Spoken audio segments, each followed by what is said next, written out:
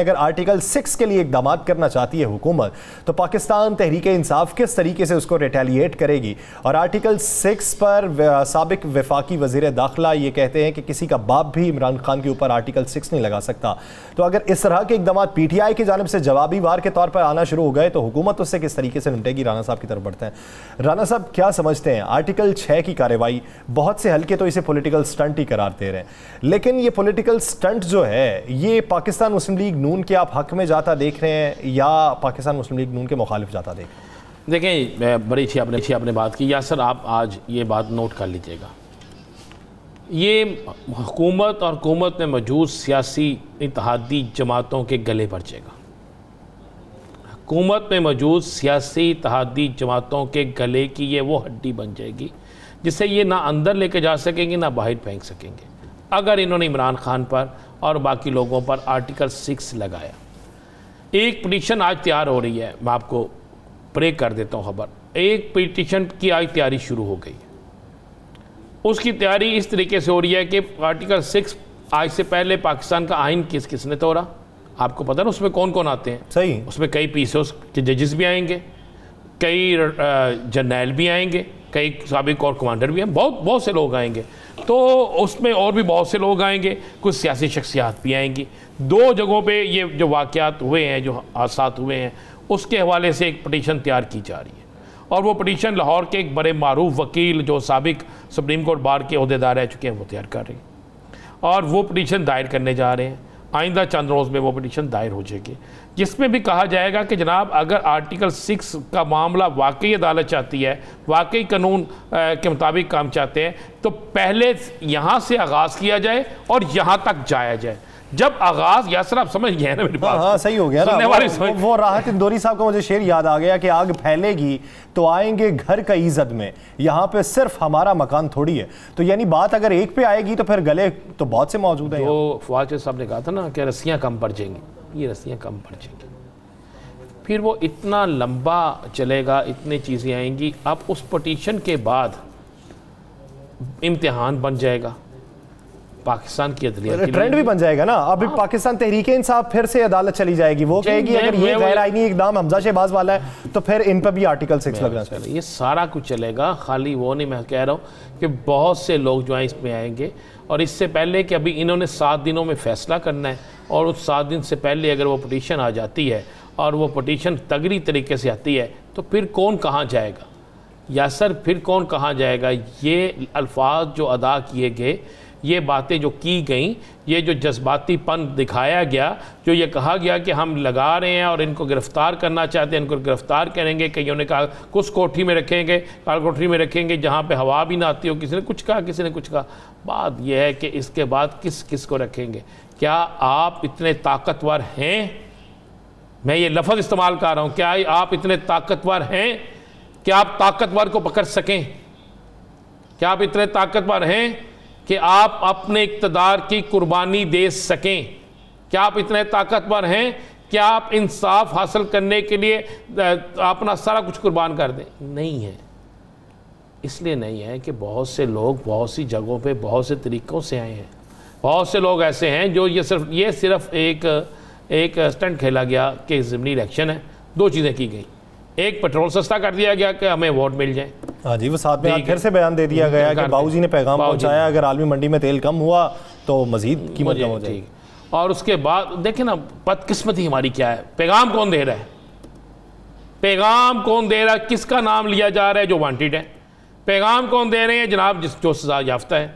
तो हमारे अदारे पता नहीं क्यों सुख की बांसुरी बजाते हुए खामोशी से ये सब कुछ देख रहे हैं, ना किसी और को नज़र आ रहा। मुझे एक बात बताएं, आज जो एक जलसा हुआ उसमें क्या शाहिदा खान अब्बासी साहब वफाकी वजीर हैं कि नहीं? यासर साहब हैं ना? वो जलसे में मौजूद थे। इलेक्शन कमीशन सोया हुआ था। माजरत से आप और मैं टीवी पे देख रहे हैं, दिखा रहे हैं, सब कुछ हो रहा है, तो किधर सोया हुआ था? जब जिस मुल्क के अंदर ये सारा कुछ चल रहा हो तगड़े, मैं फिर कहा कि क्या कोई जुर्रत करेगा किसी तगड़े शख्स के ख़िलाफ़ ये सब कुछ करने की? नहीं करेंगे। ये जिनके ख़िलाफ़ ये बातें कर रहे हैं इनके साथ तो इनके पास कुछ सियासी या सरकारी ओहदा तो नहीं है, लेकिन जिन पर जो पटिशन दायर होने जा रही है उसमें तो बहुत से ऐसे तगड़े लोग हैं जिनके मुतल्लिक़ सोचना भी एक जुर्म है, जिनको पकड़ना भी जुर्म है, जिनके जुर्म पे बात करना भी एक जुर्म है।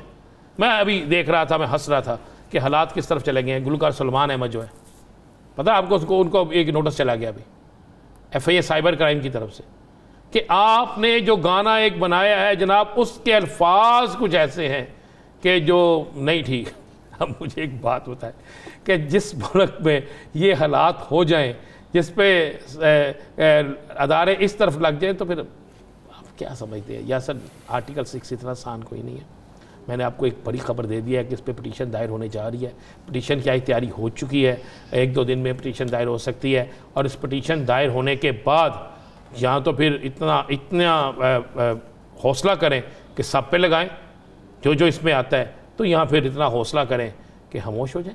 ये 17 तक बात है यासर, 17 के बाद कौन जीता है तेरे सलूक अज़ील होने तक, 17 तारीख गुजरने दें, उसके बाद बहुत सी चीज़ें। अच्छा चलें 17 की बात कर लेते हैं। 17 के रात का मंजरनामे पे ज़रा बातचीत कर लेते हैं। होंगे, हम दोनों बैठे होंगे, प्रोग्राम कर रहे होंगे। क्या लगता है जो मैंने आपसे कहा था प्रोग्राम, तो राना साहब कहाँ पे उस दिन तो लाइव ट्रांसमिशन चल रही होंगी ना, वो तो सुबह से लेकर शाम तक की ट्रांसमिशन है।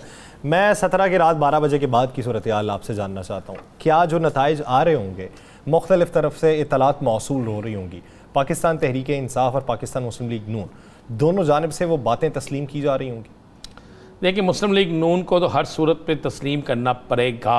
नहीं, अगर उनके हक में भी ना हुआ ना जी करना पड़ेगा। इक़्तिदार में है, इक़्तिदार वाले कभी तस्लीम ना करने के बगैर रह ही नहीं सकते। यासर, मुस्लिम लीग नून इक़्तिदार की जमात है, इक़्तिदार के तालाब में रह रही है। वो कभी भी नहीं चाहेगी कि इक़्तिदार के तालाब का पानी ख़त्म हो जाए और या उसके बाहर निकल आए और निकल के तरती हुई मर जाए। ये नहीं होगा भाई। इक़्तिदार वाली जमात को तो हर सूरत में ना चाहते हुए भी कबूल करना पड़ता है। अब देखना ये होगा कि क्या PTI इन रिज़ल्ट को कबूल करेगी।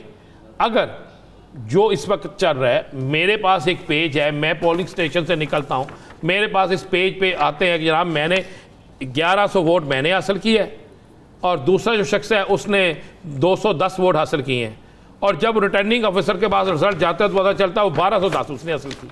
तो उस पर तो फिर मैं चीखूंगा ना। मेरे पास मोबाइल है, मैंने तस्वीर भी उतारी हुई है। जो मेरे पास रिजल्ट है जिस पे उन्होंने साइन किए हुए हैं, उस पर तो 210 है, 1210 कहाँ से बन गए?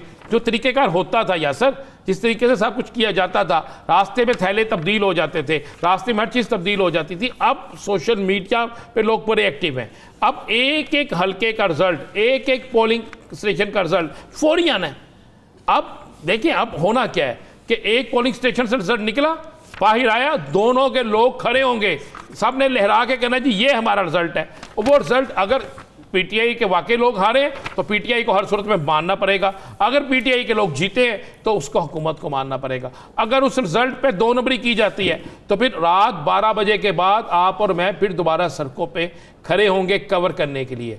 फिर इलेक्शन की ट्रांसमिशन शायद कम हो जाए, फिर एहतजाजी जलसे, जुलूसों और रैलियों को कवर करने की ट्रांसमिशन ज़्यादा शुरू हो जाएगी। ये मैं आपको ये बिल्कुल दुरुस्त खबर दे रहा हूँ और ये इस पे काम शुरू हो चुका है। अच्छा, ये इम्तिहान है यासर।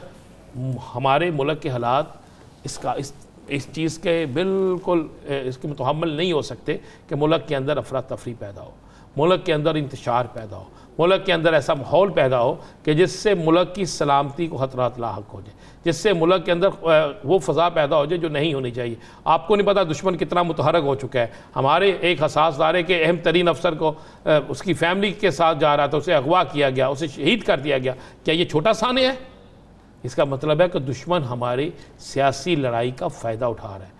दुश्मन मुतहर्रक हो के पाकिस्तान को नुकसान पहुँचाना चाहता है। तो अब इस पर फैसला करना होगा पाकिस्तान के अदारों को, पाकिस्तान के उन तमाम ज़िम्मेदारान को, चाहे वो सियासत में अपोजिशन में है या हुकूमत में है, कि हमने मुल्क के निज़ाम को कैसे चलाना है। अच्छा, आप क्या समझते हैं? ज़िमनी इंतखाबात में हमारे यहाँ रवायत ये रही है कि टर्न आउट बहुत कम देखा जाता रहा, आम इंतखाबात के मुकाबले में 50% तक होता था।